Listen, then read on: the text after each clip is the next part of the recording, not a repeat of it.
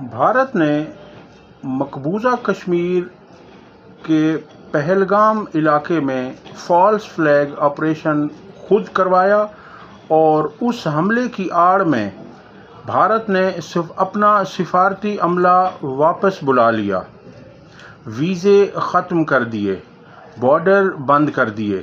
یہ سب کچھ تو وہ کر سکتا تھا، مگر اس کے ساتھ ساتھ بھارت نے آبی جارحیت کرتے ہوئے پاکستان کے ساتھ جو سندھ طاس معاہدہ تھا اسے ختم کر دیا، اسے معطل کر دیا۔ واضح رہے کہ 19 ستمبر 1960 کو یہ معاہدہ پاکستان اور بھارت کے درمیان طے پایا تھا۔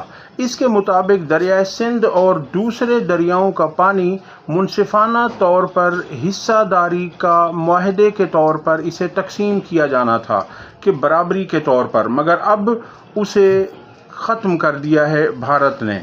اب اس کا گارنٹر خود ورلڈ بینک تھا اور اسے بھارت ختم نہیں کر سکتا۔ بھارتی جنگی جنون سر چڑھ کر بول رہا ہے اور کافی اشروں سے وہ یہ کوشش کر رہا ہے۔